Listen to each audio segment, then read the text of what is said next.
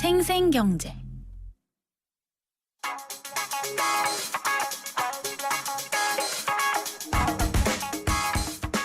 안녕하세요. 멜로디 경제 대중음악 평론가 이대화입니다. SXSW, 즉 사우스 바이 사우스웨스트 축제에서 K-팝의 열기가 뜨거웠다고 합니다. 사우스 바이 사우스웨스트는 매년 미국 텍사스 오스틴에서 열리는 음악 행사인데요. 세계 각지의 음악 관계자들이 모여서 쇼케이스와 컨퍼런스를 벌이는 박람회형 음악 축제죠. 이곳에서 지난 3월 19일에 한국콘텐츠진흥원 주최의 K-팝 나잇 아웃 행사가 벌어졌는데요. 공연이 펼쳐진 클럽 엘리시움이 인산인해를 이뤘다고 합니다. 600명 규모의 공간은 꽉 찼고 공연 시작 30분 전에는 대기줄이 클럽을 빙 둘렀다고 합니다. 특히 주목할 점은 교민들보다도 현지인들이 많았다는 건데요. 그 비율이 현지인 6, 교민 4 정도였다고 합니다. 현지인들의 반응은 굉장히 뜨거워서 크레용팝이 등장했을 땐 빠빠빠 합창이 터져 나왔다고 하네요. 확실히 싸이 이후로 K-팝에 대한 관심이 높아졌고 그 관심의 깊이와 폭도 점점 넓어지고 있는 것 같습니다. 현지로 취재를 갔던 기자들에 의하면 이미 국가 주도로 20년 전부터 이곳에 참가해오던 일본보다도 더 좋은 반응을 이끌어냈다고 합니다. 음악은 이날 K-팝 나잇 아웃의 마지막을 장식했던 그룹이죠. 에픽하이의 음악을 듣겠습니다. 한 외국인 관객이 이 노래를 못 들어서 아쉬움을 표하고 갔다고 하는데요. Fly입니다.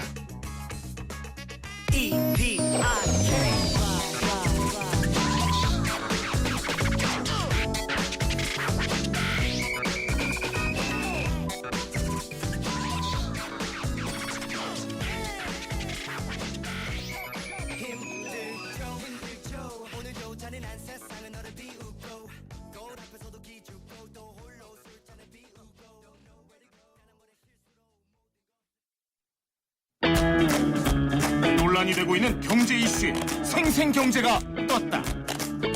생생경제 오늘의 두 번째 인터뷰는요.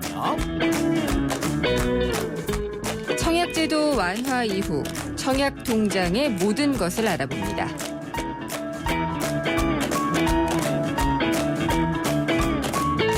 생생경제 3부 함께하고 계십니다. 청약제도가 개편된 지 한 달이 지났는데요. 이번 기회에 내 집 마련을 하겠다는 실수요자들로 분양시장의 열기는 아주 뜨거워졌습니다. 1순위 가입자가 크게 늘어났고요. 이런 것에 따라서 쏠림 현상 등의 부작용도 나타나고 있습니다. 이 청약제도 개편 이후의 시장 분위기 한번 짚어보고요. 그렇다면 실제로 청약 전략은 어떻게 세우는 게 좋은지 알아보도록 하겠습니다. KB국민은행의 박합수 부동산 팀장입니다. 안녕하십니까? 네, 안녕하십니까? 네, 청약제도가 좀 바뀌어서 시행이 되고 있는데요. 어떤 부분이 바뀌었는지 설명을 부탁드릴게요. 우선 한 대표적으로 이제 한 세 가지 정도로 말씀을 드리면 네. 수도권에서 청약할 수 있는 1순위가 네. 가입하고 24개월, 2년이 있어야 됐는데요. 이게 1년으로 단축이 됐습니다. 네. 그래서 1년만 있으면 이제 1순위자가 되는 거죠. 그리고 이제 지방은 종전과 그대로 6개월만 있으면 1순위자가 그대로 됩니다. 네. 그리고 이제 대부분의 분들이 좀 미처 알지 못하는 내용이 하나가 있는데요. 그게 뭐냐면 청약 예치 금액 이하, 예를 들면 서울, 부산 기준으로는 300만 원, 600만 원, 1000만 원, 1500만 원 이런 기준이 있습니다. 평형별. 예. 이런 그 평형별 기준이 있는데 그 기준에 이하되는 그런 그 평형에 대해서는 모두 청약이 가능하다는 그런 식으로 이제 변경이 됐는데요.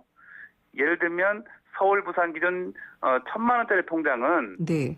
종전에는 102제곱미터 초과 135제곱미터 이하만 가능했습니다. 네.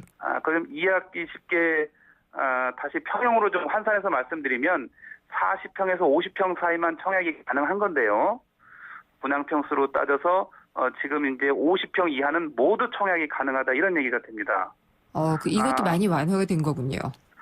그렇죠. 예. 그럴 경우에 이제 40평에서 50평 사이만 청약을 할 수 있었는데 본인의 선호도에 따라서 25평도 할 수 있고 34평도 할 수 있는 이런 식으로 좀 자유로워진 거죠. 그만큼 이제 중소형 평형에 좀 집중될 수 있는 이런 여지가 생겼다라고 좀 볼 수 있고, 네. 그리고 이런 이제 조건을 변경했을 때 당초에는 이제 3개월이나 이렇게 한 번 또 변경하면 뭐 2년 이런 식으로 유예가 있어야지만 그런 또 성역할 수 있는데 이게 변경 즉시 가능해졌다는 겁니다. 그렇군요. 그리고 이제 이거는 말씀하시죠. 민영주택에 대한 얘기를 네. 두 가지 말씀드린 거고, 그다음에 이제 국민주택 같은 경우에는 청약 자격이 무주택 세대주였는데요. 이제는 이제 세대원도 가능하도록 완화됐습니다. 결혼으로 인해서 이제 이렇게 예를 들면 뭐 세대원이 되는 경우도 있지 않습니까? 네. 이럴 때도 가능하다 이런 얘기입니다. 물론 이제 이때 세대 자체가 1세대 1주택자는 유지해야 되는 이런 상황이긴 여전합니다. 근데 이렇게 많이 완화가 되면은요, 네. 1순위가 되는 사람들도 일단 많이 늘어날 것 같은데 어느 정도나 늘어나죠? 1순위가 지금 금융결제원에 따르면 네. 지금 이제 3월 말 자료는 아직 공개가 안 돼서 제가 찾질 못했고요. 2월 말 기준으로 1순위 가입자는 991만 4천 명입니다. 네. 이건 이제 1월 달보다 242만 명 정도 증가한 수치가 되겠습니다. 그렇군요. 네네. 예. 그래서 앞서 말씀드린 바와 같이 수도권 1순위자가 가입 후 12개월로 단축되면서 나타난 현상이다 이렇게 좀 분석이 됩니다. 그러면은 시장에 많은 영향을 미치고 있을 것 같은데요. 네. 어떤 변화가 나타나고 있죠? 우선 이제 당장 이런 청약 분양 시장 자체의 경쟁률이 높아지고 있습니다. 네. 지금 요즘 분양하는 그런 아파트 단지는 대부분이 청약 경쟁률이 10대 1 정도 이상을 기록하는 이런 현상들이 골고루 나타나고 있다고 좀 볼 수가 있습니다. 예. 이것은 이제 청약제도 개편뿐만 아니라 전체적인 주택 시장의 변화의 하나의 일환이라고 좀 얘기할 수 있습니다. 일반 매매 시장 같은 경우는 거래량이 치솟고 있고요. 네. 그다음에 이제 경매 시장 같은 경우에도 매각가율 이제 종전에 이제 낙찰가율이라고 했습니다만 거의 90%에 육박하는 수치까지 올라가 있고요. 분양 시장은 이제 말씀드린 대로 새 아파트에 따른 수요, 전세난에 따른 수요가 분양 시장으로 몰리면서 경쟁률이 높아지고 있는 이런 현상이 네. 나타나는 이런 상황으로 지금 변화가 보인다고 할 수 있습니다. 여기에다가 이제 분양권 전매 제한도 좀 풀렸고요. 네.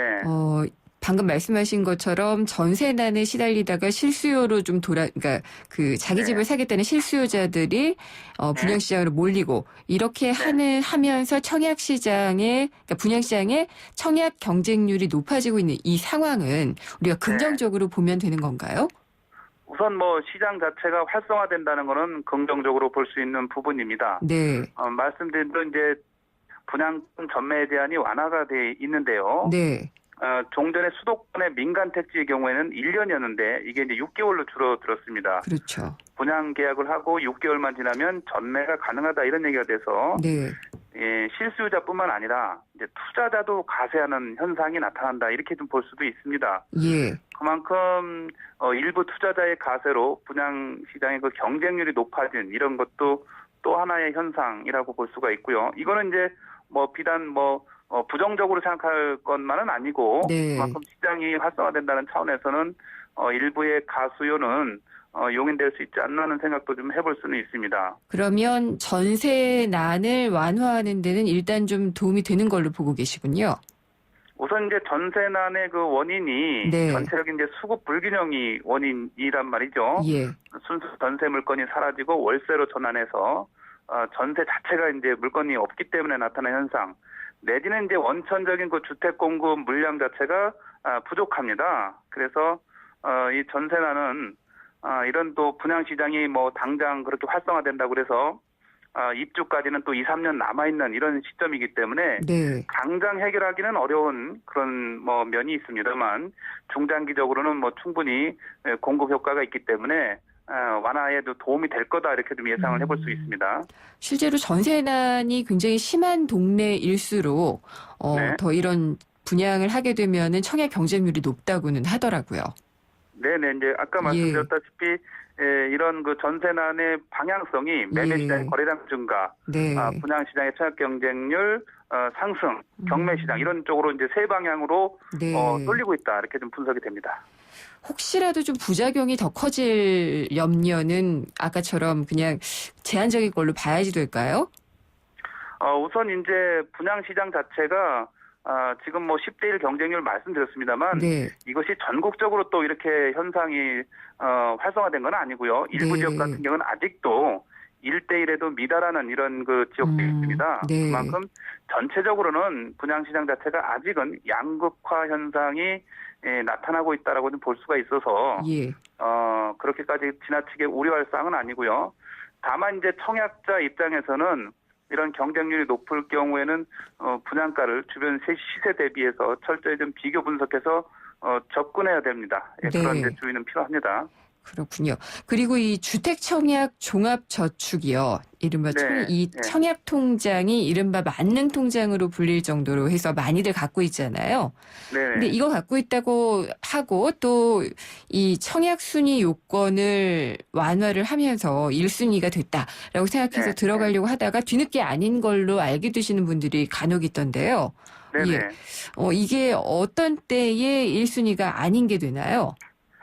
우선 이제 아까 말씀드렸던 뭐 수도권 1순위는 12개월간 예. 이제 가입 기간 동안 이제 예치금. 납입을 해야 되는데 네. 이때 그 가입자가 매월 정해진 날에 납입금을 내야 되는데 이게 이제 지체되는 경우가 있을 수 있지 않습니까? 네.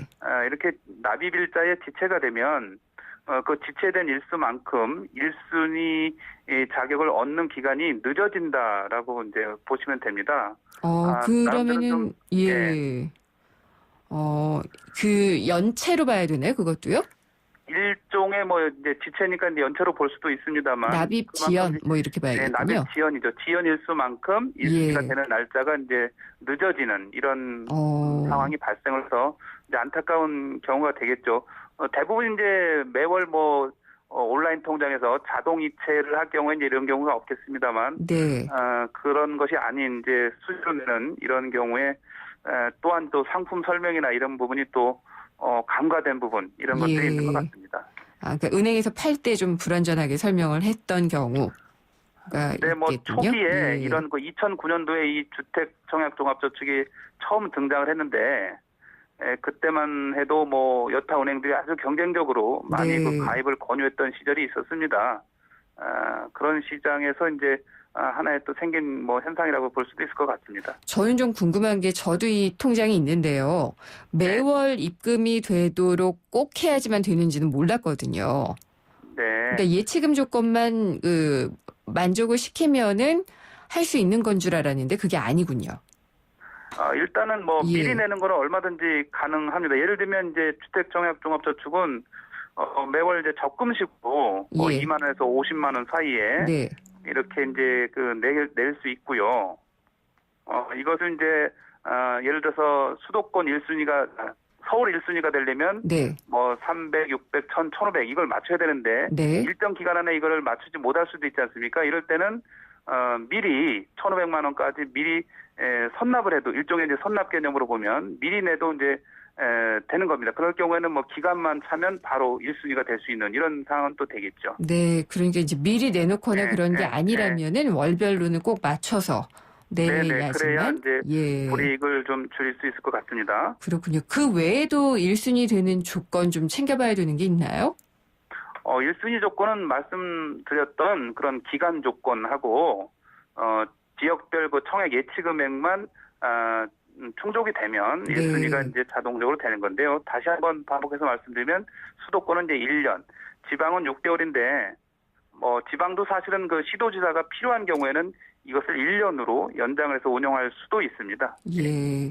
그리고 청약통장이 네. 이게 하나뿐인 게 아니고요. 이름이 네. 굉장히 다양하게 많이 있던데요. 청약저축, 청약예금, 청약부금 이게 다 어떻게 다른 건가요?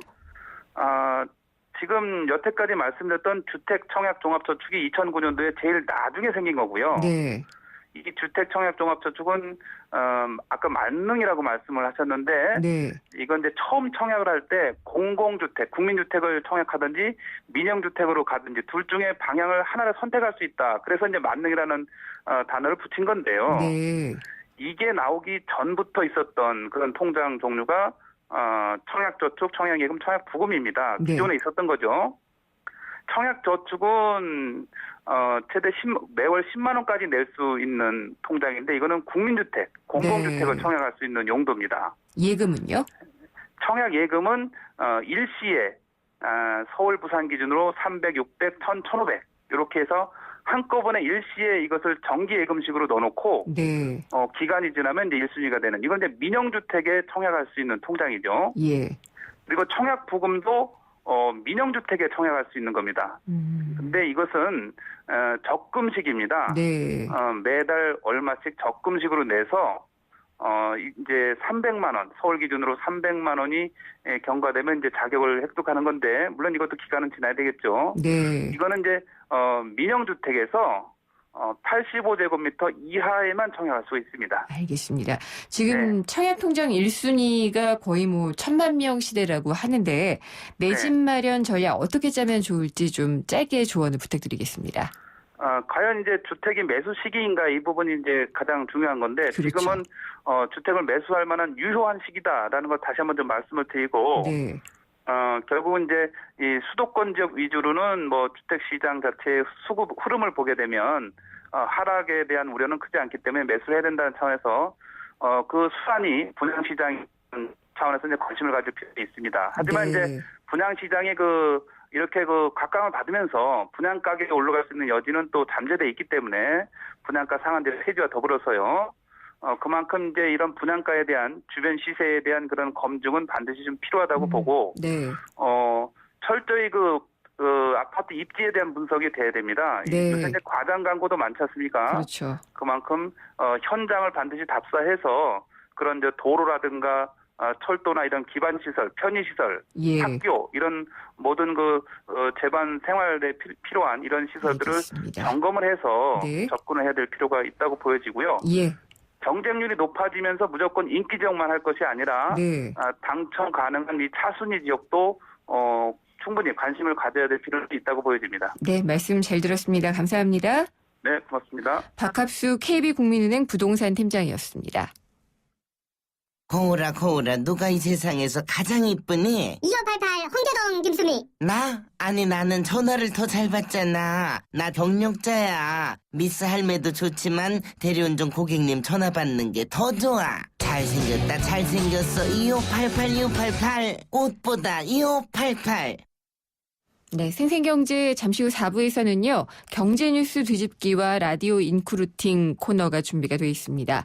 경제뉴스 뒤집기에는 지금 우리나라 20대 실업률이 전 연령대의 실업률보다 3배 가까이 높다고 하는데 그 이유는 무엇인지, 그리고 정부의 해외 취업 정책이 실패했다라고 평가를 받고 있는 이유는 무엇인지 짚어보도록 하겠습니다.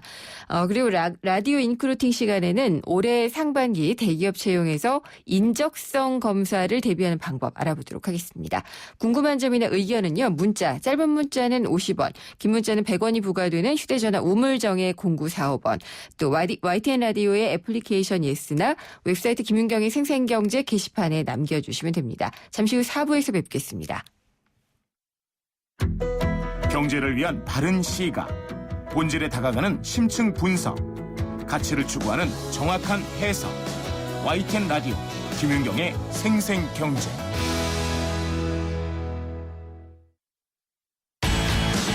이건 왜?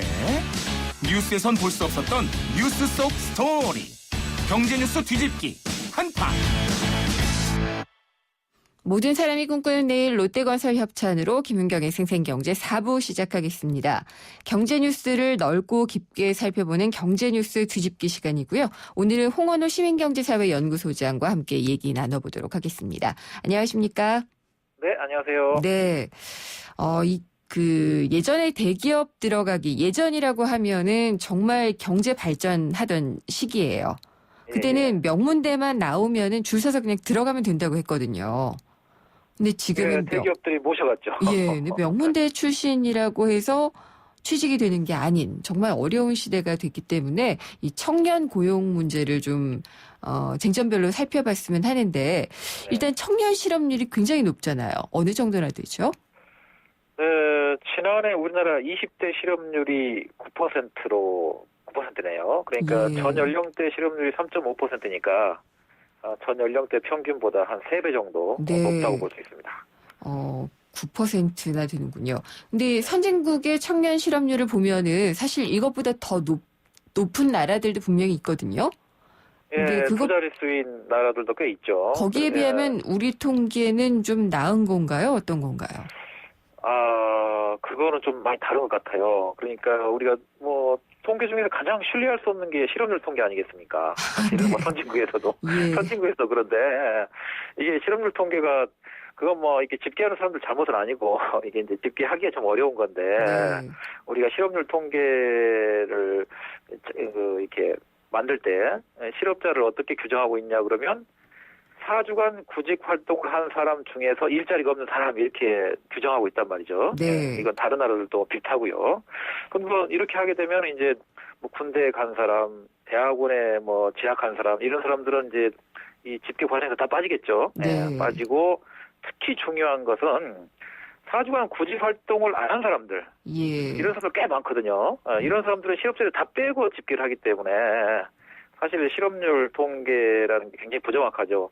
특히 우리나라 같은 경우는 대학원 진학하는 사람들이 굉장히 많더라고요. 그러니까 많아졌죠, 더. 예. 예. 그러니까 제가 보니까 한 20, 30년 전에 비해서 지금 대학원에 가는 비율이 20대 후반에 비해서 20대 후반 인구의 한 10% 정도가 과거에 비해서 대학원을 많이 가거든요. 근데 네. 그 인원이 한 5만 명 정도 돼요. 35만 명. 그렇기 때문에 이런 사람들이 사실은 물론 개인적으로 자기 개발하기 위해서 가는 분들도 있지만 많은 사람들이 이 직장을 못 구해서 좀 대학원으로 도피하는 그런 경향도 있거든요, 사실은. 네. 그래서 어쨌거나 국제 비교를 할 때 이 실업률 통계는 상당히 신뢰할 수 없는 측면이 있습니다. 예, 이런 것들이 다 빠져서 그렇다고 네. 하셨는데 그러면은 청년 고용률을 살펴보면 어때요? 이제 청년 고용률을 상당히 요즘에는 고용률 지표를 많이 보죠. 실업률 네. 지표하고 동시에 고용률 지표를 많이 보는데 고용률 지표라는 거는 인구 대비 취업자 비율을 말하지 않습니까? 인구 대비 취업자 비율. 네. 우리나라 20대 지금 청년 고용률이 한 57%, 58%그 정도 되는데요. OECD 34개국 중에서 한 25위 수준입니다. 네. 그렇기 때문에 높은 수준은 아니고 아주 낮은 수준이죠. 예. 그래서 뭐 OECD 평균하고 비교해보면 우리나라 20대들이 OECD 평균에 비해서 한 50만 명 정도 덜 고용돼 있다. 이렇게 네. 얘기할 수 있습니다. 우리나라가 또 이 대통령께서 중동에 갔다 오시고 중동에 또 어떤 시장을 만들어 보자라는 뜻에서 하신 말씀 같기는 한데 청년들의 일자리 중동에 많이 만들도록 하겠다. 예. 그러니까 이제 그럼 다 중동 가라는 얘기냐라고 하면서 상당한 많은 반발을 낳았었는데요. 이 청년들이 중동에 가는 것 이게 현실성이 좀 있는 건가요? 현실성이 전혀 없죠. 전혀요? 그러니까 이제 예. 이것에 대해서 뭐 상당수 언론들이 보도를 해서 특히 청년들이 굉장히 이제 반발하니까 보도를 해서 조금 통계들을 좀 집중적으로 좀 살펴봤거든요. 살펴봤는데 이게 그때와 지금은 사정이 너무 달라요. 그러니까 어떻게 다르냐 그러면 이 중동 붐이 일었던 게 한 75년경에 시작해서 한 85년까지 한 그렇죠. 10년 동안 중동 붐이 일었거든요. 네. 그래서 80년, 81년에서 이제 피크 정점을 찍었는데, 근데 이 80년 당시에 중동의 1인당 GDP하고 우리나라 1인당 GDP를 비교하면 한 10배 정도 차이가 납니다. 그러니까 사우디아라비아 같은 경우가 그 당시에 한 18,000달러 정도 되는데요. 우리나라가 네. 1,800달러였거든요. 1인당 GDP가 1인당 GDP가. 그러면은 뭐 잘 아시다시피 임금이라는 거는 1인당 GDP하고 연동하지 않습니까? 네. 물론 뭐 정확하게 비례한 건 아니지만 그래서 1인당 GDP가 한 10배 정도 차이가 나면 임금도 뭐 10배는 아니더라도 한 7, 8배 정도 차이가 나거든요.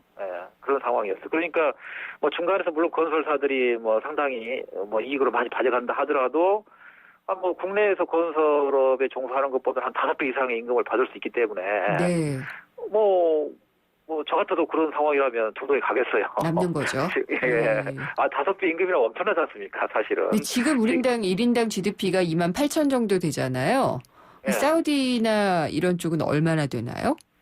사우디보다는 우리가 더 많습니다. 지금 우리가 한 3,000달러 정도 많고, 물론 예. 뭐 이제 사우디 외에 다른 나라들은 우리나라보다 조금 더 높은 나라들이 꽤 있는데 중동에서. 근데 뭐 어쨌거나 당시에는 한 10배 났는데 최근에는 뭐 비슷하거나 뭐 네. 많아야 뭐 1.5배 정도 차이 나거든요. 그러면은 뭐 지금 상황에서는 임금이 거의 비슷하다고 봐야죠.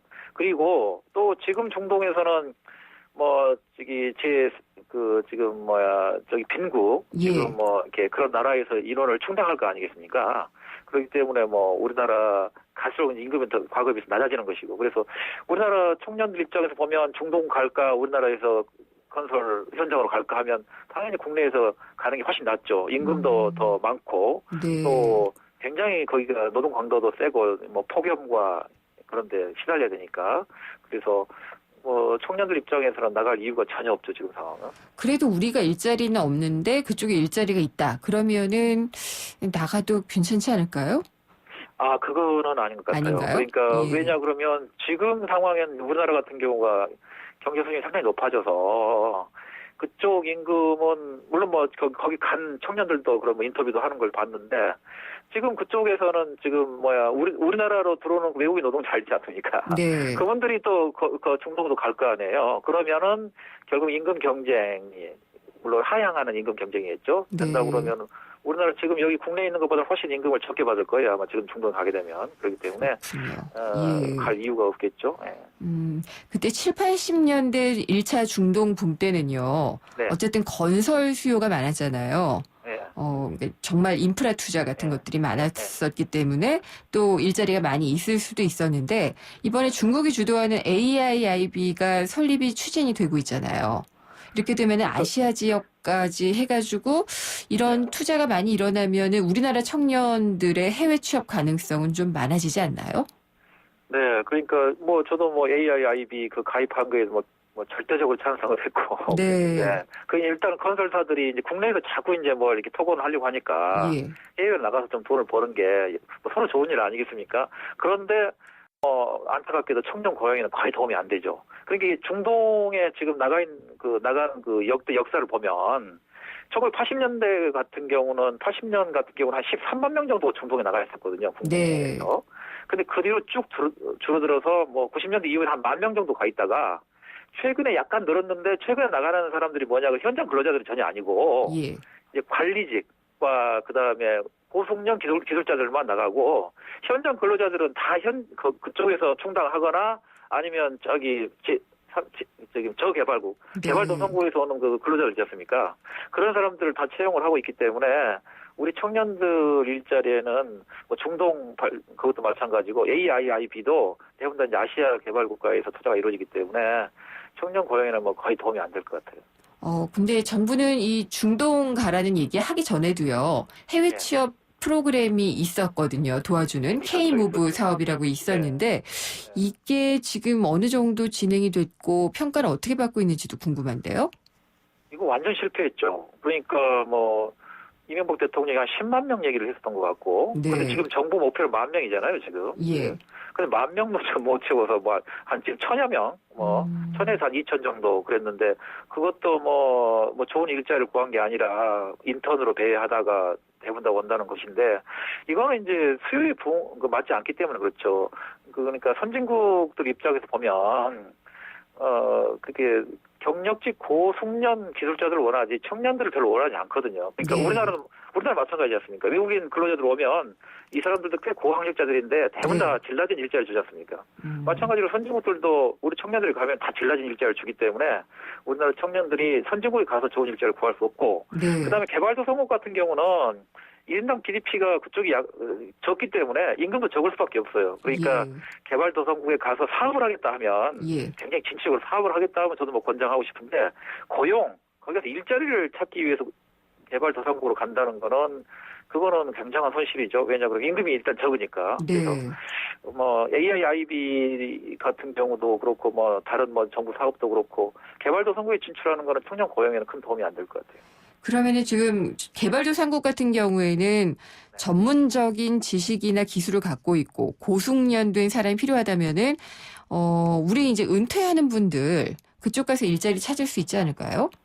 예, 뭐 얼마 전에 방송에서도 뭐 몇 번 나왔었던 것 같은데 네. 그러니까 은퇴한 분들, 예. 그러니까 고령층들 이런 분들이 가면은 개발도상국에서 크게 환영받죠. 뭐 대우도 잘 받고 그래서 그쪽에 혁신을 유도하고 그쪽에서는 이렇게 노하우를 전수하고 네. 굉장히 필요한 존재가 되기 때문에 오히려 지금 해외로 나가실 분들은 청년들이라기보다는 은퇴를 앞둔 분들 또는 그런 분들이 진출하는 게 개인적으로나 국가적으로 크게 이익이 아닐까 뭐 이런 생각을 해봅니다. 고령층의 전문직이겠군요. 예. 네, 그런 분들이 그럼- 나가는 것이 청년보다는 훨씬 더 나을 것이다라고 보고 계시는군요.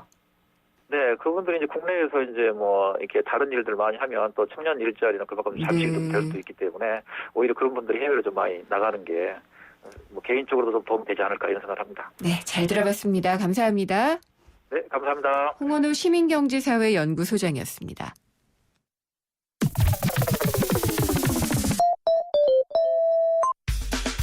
내게 꼭 맞는 일자리 어디 없을까? 취준생도 재취업자도 엄선된 일자리 정보가 한 곳에 라디오 인크루트.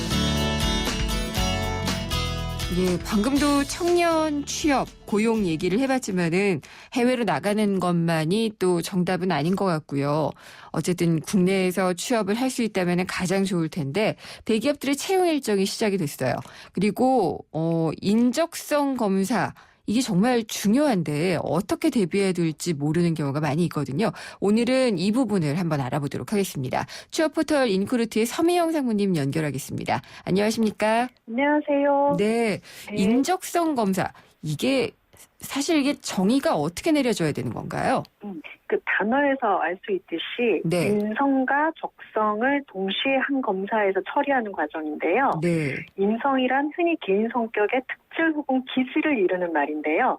한 사람이 자라오면서 형성된 품성이라고 이해하시면 될 것 같고요. 네, 적성은 어떤 일에 알맞은 성질 혹은 적응 능력으로 풀이되는데 하려는 일과 얼마나 맞아떨어지는가 적합한가를 따질 때 쓰는 이제 말이죠. 이 기업이 인재를 가려내는 도구로서 인적성 검사의 중요성이 최근에 갈수록 커지고 있는데 이는 한 개인이 태어나 자라오면서 형성된 인적성 요인들은 앞으로도 쉽게 변하지 않을 거라고 판단하고 네. 그에 기반한 인재를 선별하는 것이 비교적 확실하다 이렇게 보고 있는 것 같습니다. 그건 맞는 것 같아요. 예. 근데 이제 취준생들 입장에서 보면은 네. 아, 왜 이런 걸 따지지? 능력을 따지면 되지. 이렇게 생각할 예. 수도 있거든요. 그렇죠, 그렇죠. 예. 또 하나의 또 이제 시험이죠. 네. 취준생들 입장에서는. 근데 또 그래서- 기업 입장에서는 서류 전형이나 면접 전형에서 이제 볼 수 없는 이제 인성이라는 부분이 네. 조직에서 일을 하다 보면은 굉장히 중요한 요소로 부각되고 있기 때문에 네. 이런 이제 고민들을 계속 하는 것이죠. 그렇죠. 그래서 기업별로 보면은 인적성 검사인 것은 맞는데 네. 똑같은 단어를 안 쓰고 다른 단어로 표현하는 경우가 많이 있더라고요. 저도 다 못 외우겠어요. 요즘은 예. 처음에는 전문업체 검사지를 사서 쓰거나 기업 내부에서 자체 제작하는 형태도 최근에 좀 늘고는 있는데요. 네. 말씀하신 대로 그것을 어떤 이름으로 부르고 어떤 의미로 알릴 것인가에 대한 고민이 전반적으로 일어난 것은 비교적 최근의 일이에요. 예. 이제는 거의 이 분야의 대표 브랜드가 되었죠. 삼성의 사트, SSAT가 아, 네. 있고요. 여타 대기업들도 최근에 이 브랜드화 대열에 합류하고 있는데요. 현대자동차그룹의 HMAT, 오. SK그룹의 SKCT, 뭐 네. LG그룹의 LG웨이피트, 뭐 이제 이런 것들이 계속 이제 나오고 있거든요. 네. 이제 구직자들은 또 이런 것도 또 따라가느라고 힘들겠죠? 네. 그러니까요. 저는 예. 네네. 이 흐름에 대해서 이렇게 생각하는데요. 하나는 각 기업들의 독자적인 고용 브랜드라 그러거든요, 요즘. 네. 이 고용 브랜드 정립의 일환이고요. 또 하나는 이 자체가 대기업들 간의 또 다른 경쟁의 형태로 이제 표출되는 게 아닌가 싶기도 하고요. 그렇군요. 네. 근데 인적성 검사를 통해서 이 사람들을 그러니까 취업하려고 하는 준비생들을 가려내는 것은 바람직하다고는 보이고요. 지금 말씀하신 대로 고용 브랜드를 확립하는 것도 사실은 네. 어떻게 보면은 취업회사의 로열티를 살리는 하나의 또 그렇죠. 방법이기도 할 것 같기는 예, 해요. 네, 맞습니다. 근데 인적성 검사를 통해서 그러면은 네. 구직자들의 어떤 점을 탐색을 하나요? 아까 앞에서도 제가 잠깐 네. 말씀드렸는데 서류나 면접에 허점들이 굉장히 많아요. 네. 그러니까 이런 사람이었는데 라고 이제 또 현장에 보면은 예. 아닌 거죠. 예. 근데 이거 사실 뭐 인적성 검사를 본다 하더라도 다 알 수는 없어요. 그래서 인턴십을 가장 긴 면접이다 이렇게 표현도 하거든요. 네. 근데 어쨌든 서류나 면접에서 소홀할 수 있는 뭐 지원자의 성품이나 기본 자질 등을 이제 이런 검사지를 통해서 도움을 받으려고 하고요. 능력, 소양, 자질, 특히 이제 조직에 대한 적응력, 네. 조직과의 적합성, 그리고 구직자가 지원하는 직무의 적합성 이런 요소들을 이제 더 구체적으로 좀 살펴보기 위해서 예. 보조 수단으로 많이들 도입하고 있습니다. 그러면요, 이 구직자들이 인적성 검사를 준비할 때요. 네. 특별하게 좀 유의해야지 될 일반적인 사항도 있을 것 같은데요. 네, 있어요. 어떤 특히 건가요? 이제 인성검사부터 좀 나누어서 얘기를 드리면, 네. 인성검사란 사실 인성의 정답이 있을까요? 없거든요. 없죠. 예. 네, 그래서 애초에 정형화된 답을 요구하지 않습니다. 그래서 네. 다분히 주관적인 해석의 논리를 정리하는 것이기 때문에 이 인성검사에 대해서는 보편적인 정답에 얽매이기보다는 솔직한 답변을 해주시는 것이 도움이 됩니다. 그러니까 이런 경우에는 잘 보이려고 이렇게 거짓 답변들을 이렇게 하면요, 네. 진실성이라는 이제 판독이 있어요. 그래서 이런 그렇군요. 부분들에 오히려 또 나쁜 영향을 미칠 수도 있거든요. 네. 네. 그리고 적성 검사는 다방면에 걸쳐 쌓은 지식을 요구합니다. 기본적으로 언어 능력, 수리 능력, 추리 능력 등의 영역은 물론이고, 요즘은 그에 더불어 검사 시점에 일어나고 있는 사회적 이슈에 대한 관심이나 지식도 요구할 때가 있는데요. 그렇죠. 예. 저는 사실 이거를 인적성 검사에서 묻는 건 사실 저는 좀 반대예요. 그것은 적성이 아니거든요. 그렇죠. 예, 뭐 예를 들면 국사와 인문학에 대한 이제 질문들이 최근에 이제 많이 늘고 있는데, 그러니까 이런 인적성 검사를 볼 때 이런 인문학적 배경이나 이런 것들을 같이 체크해 보려고 적성 검사에 넣고 있는 것 같습니다. 네. 그래서 인성 검사와 적성 검사의 유의점은 좀 이해하시고 시험을 보시는 게 좋을 것 같고요.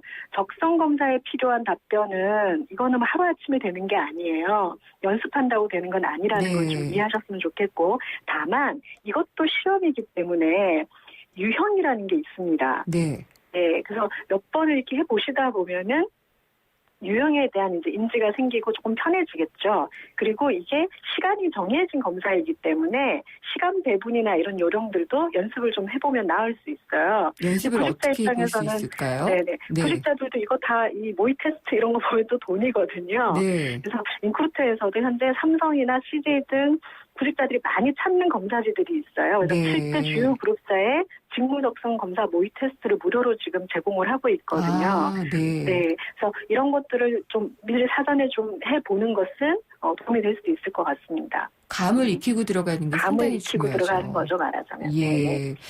근데 이번에 상반기 채용을 통해서 혹시 또 네. 새로 만들어졌거나 새로 네. 부각되고 있는 인적성 검사 유형도 있을까요? 네, 근데 아까 제가 잠깐 말씀드렸는데, 네. 2014년부터 이게 무슨 트렌드 같이 지금 도입되기 시작했던 게 국사와 맞아요. 인문학에 대한 내용이에요. 네. 그래서 올해도 이것을 추구한 기업들이 계속 늘고 있고요. 뭐 대표적으로 현대자동차의 인적성 시험의 HMAT 같은 경우가 그런 경우이고요. 네. 그다음에 기존 출제 영역을 더욱 상세화시키거나 재조합하는 식으로 인적성 검사의 형태를 변형시키는 기업들도 존재합니다. 이거 왜 그러냐면 같은 문제를 계속 반복적으로 내게 되면 앞에서 이제 말씀드린 학습 능력이 생기고 네. 그럼 기업 입장에서는 파악하려고 했던 걸 제대로 파악하지 못하는 문제점들이 생기잖아요. 네. 쫓고 쫓기는 싸움인데요.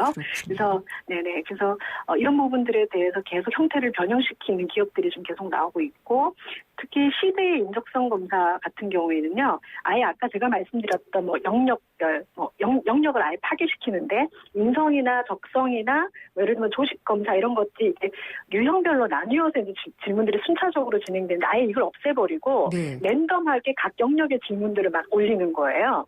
그러면 예. 미리 좀 준비하기가 어렵겠죠. 시험에 들게 하는군요, 정말. 예. 순발력이 특히 이제 요구되기도 하는 거죠. 그러니까 이런 트렌드들이 지금 이제 시험지에 계속 검사지에 반영이 되고 있습니다. 역사 부분은 왜 이렇게 강조하는 걸까요? 인문학적 소양이라고 이제 기업들은 다들 이야기를 하고 있고요. 네. 저는 어떻게 이해를 하냐면 요즘 친구들이 흔히 이야기하는 스펙이 이게 변별력들이 많이 잃어가고 있는 게 사실이에요. 네. 근데 기업에서는 이런 그러니까 지적 배경이 있는 친구들보다는 인문학적 소양이나 경험들을 통해 가지고 문제 해결 역량이 있는 친구들이 더 인재인 것처럼 이제 파악이 되고 있는 거거든요. 네. 근데 이거를 체크할 방법이 이런 방식으로 이제 표현이 되는 거죠. 그래서 인적성 검사에 인문학적 예. 배경을 이제 체크를 한다거나 네. 면접 과정에서 인문학적 배경들을 질문을 한다거나 뭐 이런 방식으로 그런 것들을 좀 변별해 내려고 하는 시도들이다 이렇게 이해하시면 될 것 같아요. 준비된 인재냐, 뭐 저력이 네. 있느냐 이런 것들을 좀 그렇죠. 본다고 그렇죠. 보면 되겠군요. 네네. 네. 앞으로는 인적성 검사 어떤 식으로 흘러갈까요? 아까도 말씀드렸지만요. 새로운 문제를 계속 바꿔서 내야 된다는 거죠. 기업들 네. 입장에서는. 그래서 오랜 시간 인적성 검사를 실시하다 보면은 축적된 데이터들 중에 과거에 추측했던 것들과 유사한 문항들이 필연적으로 생기게 되는데요. 이게 반복되고 고착화되면 결국 얻고자 하는 것들을 기업들은 못 얻는 이제 문제들이 그렇죠. 이제 생기기 때문에 예.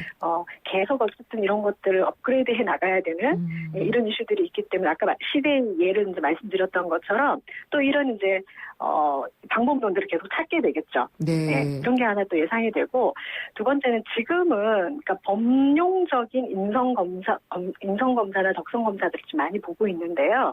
향후에는 직무별로 필요한 인성과 덕성에 대한 부분으로 변화될 것 같습니다. 그러니까 네. 기업이 이제 투자가 좀 많이 드는 부분이기는 한데 시장의 풀은 다양한데 많고 네. 다양한데 뽑고 싶은 사람들에 대한 투자를 더 이제 정확하게 해야 되기 때문에 기업들이 이런 변화로 이제 네. 흘러가지 않을까 싶습니다. 알겠습니다. 네. 말씀 잘 들었고요. 취준생들에게 많이 도움이 됐으면 좋겠습니다. 감사합니다. 감사합니다. 인크루트의 서미영 상무였습니다.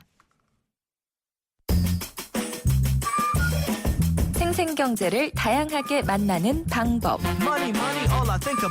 YTN 라디오 앱 예스와 YTN 라디오 웹사이트, 팟캐스트를 통해서 실시간 청취와 다시 듣기가 가능합니다. 언제 어디서나 손쉽게 만날 수 있는 생생경제. 참 좋다.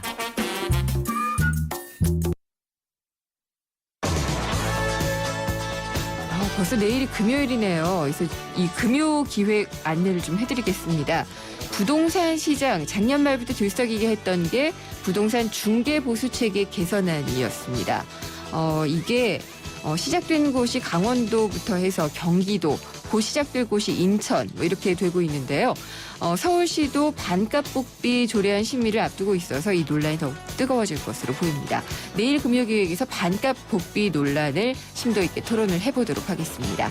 생생경제 오늘은 여기까지고요. 내일 뵙겠습니다. 김은경이었습니다.